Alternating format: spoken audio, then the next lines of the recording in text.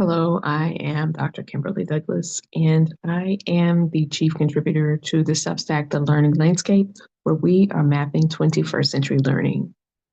Today, I'm going to talk to you about generally about nonprofit organizations, but specifically about one nonprofit organization, Girl Scouts of America, and how these organizations fit within the learning landscape.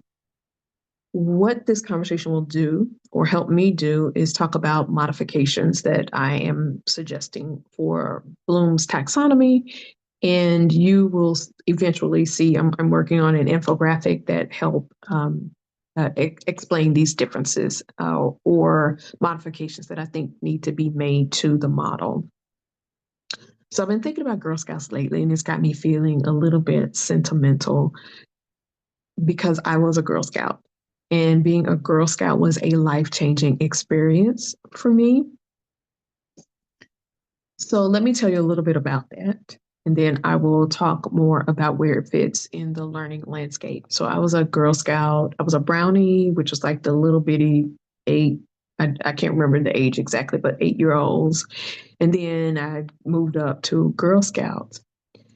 And I have to say that being a Girl Scout was one of the most rewarding experiences in my life.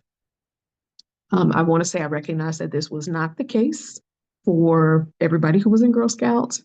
I want to acknowledge that because I've been told by people, especially if they had the military experience, the experience of being a Girl Scout on the military base, that it was a different kind of experience for me. But being a Girl Scout, I felt seen, I felt heard, I felt acknowledged by women. Some of them very accomplished women who took time to just be with us, to exist with us. And so there's an experience that I had within my Girl Scout troop and my Brownie troop where we went to Brownies went to somebody's house. Girl Scouts, we met at this church and we sang, we did arts and crafts, we cooked, we talked about table placements, we earned badges, and that's part of the thing I would bring up here lately in this conversation about the learning landscape. We did all these things in our regular troop activity, but I also went to Girl Scout camp, which was separate from my troops activity, and that lasted for 2 weeks. And I went 2 years back to back. I think I was 10 and 11 when I went. And for those 2 weeks, I felt very free. I felt like myself. And so we learned about we sang songs, we did arts and crafts, we swam, we canoed, we learned how to swamp the canoes, we learned how to use sailboats, we learned about eating at the table as a family. We did the tap ceremony, the opening ceremony, the closing ceremony. We had our tents that had wooden bases that we slept in every night within our troop, but then we would go further out into the woods and camp there with our sleeping bags and using Bunsen burners and just all kinds of skills that we learned in Girl Scouts. And so this has got me feeling very sentimental. It was very life changing for me. But what it's making me think about with regard to the learning landscape, it's got me thinking about how organizations like Girl Scouts are situated within the learning landscape. When we think about Girl Scouts, a lot of people don't think about the skills development, the professional development of girls, the personal development. It looks like, but maybe you do. So selling cookies and even if thinking about earning badges, those badges mean something. The language that they have used in Girl Scouts for many years is actually the language that's showing up in learning outcomes. When you are teaching a course, one of the things we're taught in putting a syllabus together is to say, like with the learning outcomes, upon completion of this course, you will be able to.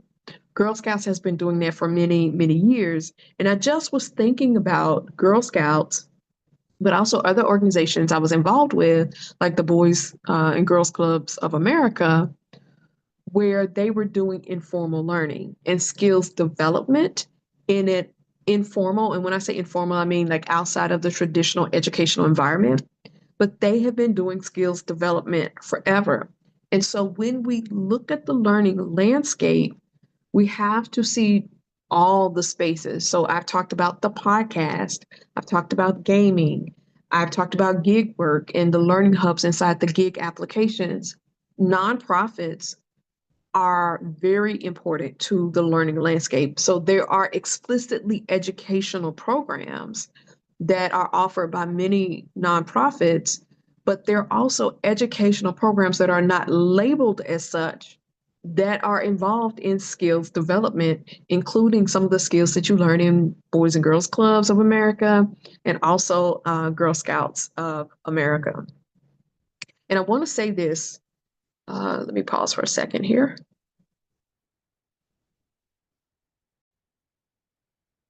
Okay, I had to pause for a sneeze. Please be careful about doing like an equivalence comparison between the Boy Scouts and the Girl Scouts. There are some similarities, but make sure you understand what the differences and the similarities are. But just in general, Girl Scouts provides me a nice focal point for thinking about how these informal learning opportunities are part of the learning landscape. I was thinking if some of you are building tech models and the type of tech model that you could build off of how or operations like the Girl Scouts or how organizations like Girl Scouts operate. So this definitely fits within the learning landscape. So I think about the badges that we earned. So there is a merit system within Girl Scouts that reflects there's competition and there are opportunities, there are contests, there are races, there are all those things. But my recollection of Girl Scouts is that the badges reflect opportunities given and opportunities taken. My recollection of Girl Scouts reflects that troop activity. So there's a local group that you could be a part of, but a broader group that you come in contact with at the camps, at the overnight camps. And I remember meeting girls from all over. I lived in West Tennessee, but I met people from Paris, Tennessee. I was from Jackson. I met people in Paris, Tennessee, and all these little towns that I had never heard of. And so this whole badging system, and we think about this as like a tech project, this whole badging system certifies skills. Upon completion, you will be able to do blah, blah, blah. Yes, there are lots of skills that I could have learned outside of Girl Scouts, but I learned sales. I learned, and this was like later. And if you go to any of the social medias for Girl Scouts or you know people in Girl Scouts, they have opportunities to be involved in STEM projects or STEAM projects, science, technology, engineering, mathematics. And I posted about Girl Scouts and the personal professional development through Girl Scouts. I posted about this on TikTok, and somebody said that they actually got to visit a nuclear facility with their Girl Scout troop. And as a result, like it sparked a lot of interest for them in science and technology. And I know that through Girl Scouts, people have been able to get scholarships and they've been able to go on and do other things through Girl Scouts because of their connections with Girl Scouts. One really thing that really just got my brain tickled here is that Girl Scouts, I recognized later that Girl Scouts is one of the few places that honored my interest in self-directed learning. So it provided me opportunities to experiment with different things, like different crafts. Self-directed learning or student-led learning has become a big thing inside of traditional educational environments. But even as far back as when I was in Girl Scouts, they were promoting self-directed learning and student-led learning. They weren't calling it that, but that's exactly what they were doing. I'm going to talk about how Girl Scouts reflects the best of individual and community learning. But before I get that, let me do this. So you could, through Girl Scouts, and I know when I was in it, and other people can speak to how it operates presently, earn badges as an individual. So you work through something, you learn how to build a campfire, um, you learn how to create a meal or uh, whatever it is, or how to do an experiment, a science experiment. And so individually, you learn how to do these things. But this was also community education, and which is my idea of how education should work. And I don't mean poorly put together group projects, but where there's an actual goal or something to be achieved or an accomplishment that the group has to do, that doesn't involve a grade. Because the grade changes the stakes and it changes how people show up in the situation when there's like this extrinsic artificial reward, and a grade is an artificial reward. And so the thing about Girl Scouts is it gives us the opportunity to look at individual development, but not focus on that so much by sacrificing the group dynamics. And so the group dynamics are just as important as the individual accomplishment or the individual achievement. I want to say this too, as part of this learning system, and this is clearly as I am thinking about this learning landscape, groups like organizations like the Girl Scouts situated squarely in the learning landscape. As I think about this, we have been robbed of a lot of third spaces. And I think organizations, and this is not an endorsement of Girl Scouts, this is just for the illustration purpose of illustrating a point or making a point here. This is the closest thing we have to a third space. So third spaces are those organic spaces, let's take this off, the communal spaces where people gravitate, ideally free spaces, but we have been robbed of a lot of those spaces because of the way we operate here in the United States. Third spaces are not just spaces for play. So you think about bowling leagues, and people are now picking up with pickleball, kickball, adult kickball. They're play spaces, but they're also learning spaces because play is learning. And that's the beauty of Girl Scouts, is that even for those activities where you're not earning badges, these are play spaces. If you look at countries like Finland and Norway, the first few years of school are filled with play and self-directed learning and learning out in the open by experimenting with nature. So Girl Scouts gives you the opportunity to do that. And it's as close as we have, it's what we have left now in terms of third space activity. There's a low barrier to entry. And again, this is not an endorsement for Girl Scouts, but it's an encouragement to look at organizations that function in this way. I know that they have voted recently to go up on their membership fees, but it's still a low barrier to entry. Because at one point it was like 25, and I think they went up 160%. A lot of the fees are paid for people other than the girls who want a membership. Again, low barrier to entry, more like a third space than any other spaces. And I'll say the third spaces have gone away. One of the main reasons is racism, because you have so many people in the community who would rather fill in a pool with concrete. And there's a whole book about it called Drain Pool Politics. Drain the pool, fill in the pool with concrete rather than swim with Black people. And so Girl Scouts is a very integrated space in some ways, but in general, it is a vibrant third space. And we need these vibrant third spaces because when the third spaces have gone away, it isn't just the social part of it. When the social part is a very important part of it, but these learning spaces have gone away. These informal learning spaces have gone away. And part of that learning has to do with a relationship, has to do with human connection that makes it so that these are not lessons. These are activities that girls and their troop leaders are enjoying. They're enjoying each other's company. It's a very social activity. Learning in general is a very social activity. Girl Scouts illustrates this very well.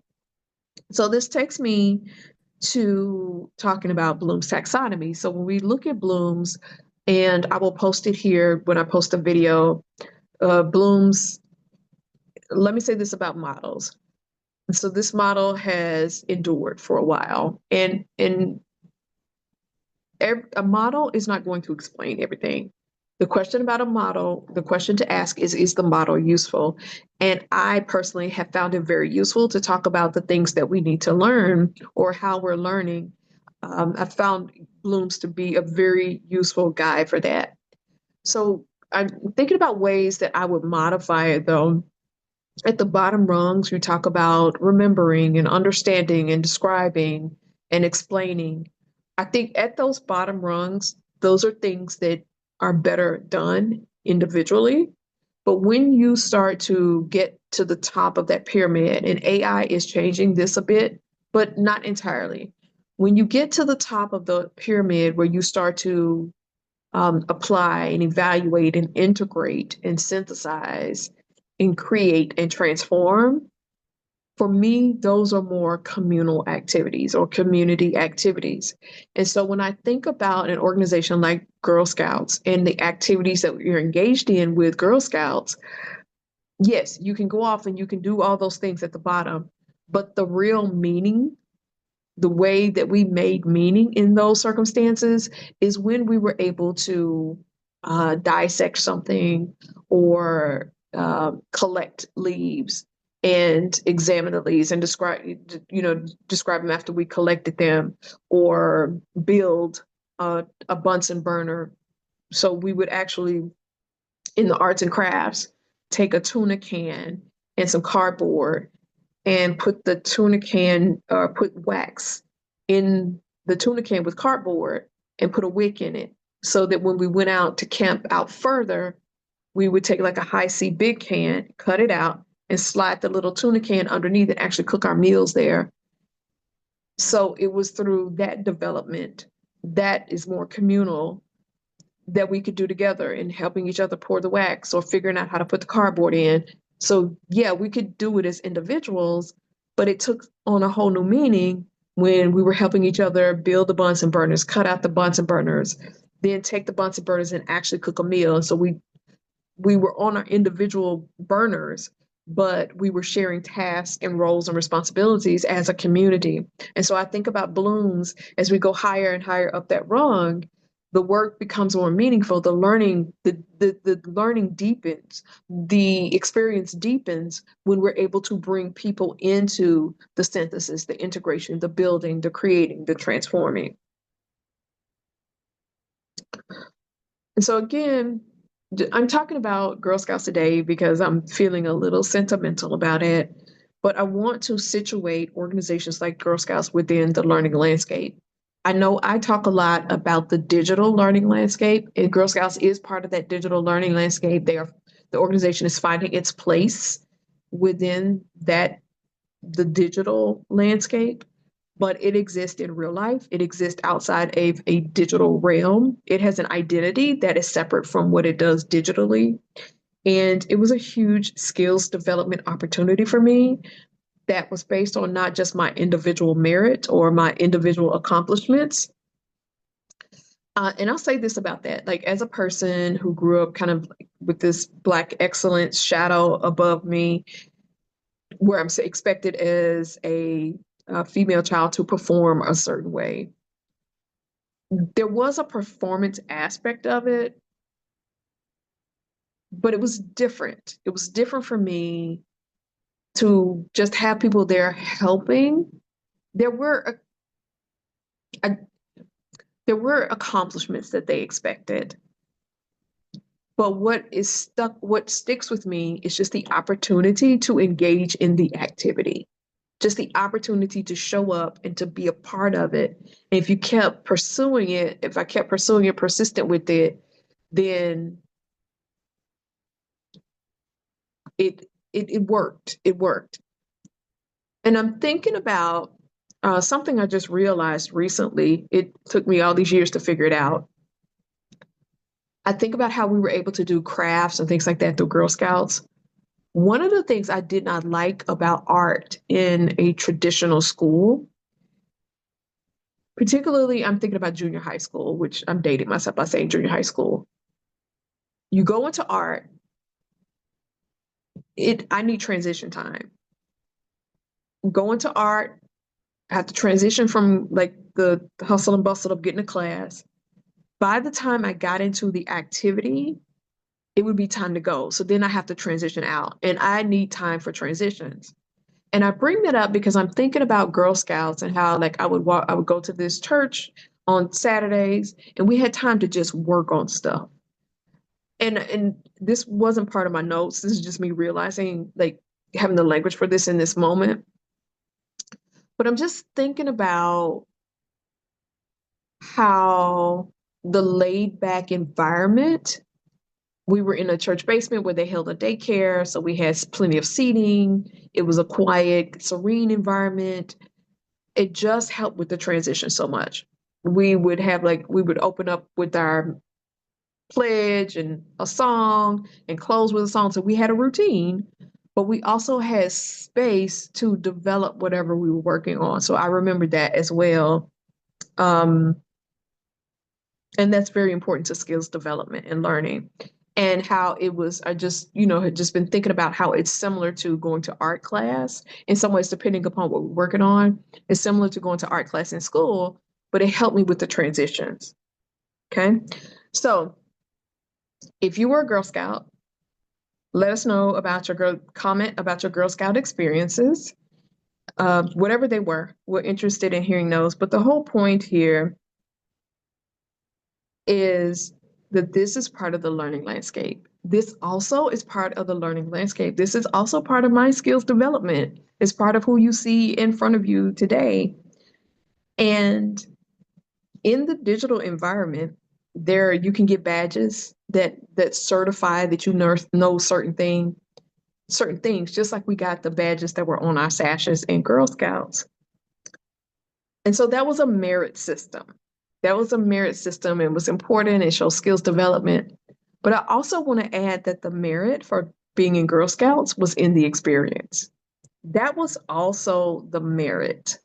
Being part of a learning system where I could play, where I could be myself, where I could develop important relationships with my peers and also with adults who were heavily invested in giving me a safe space.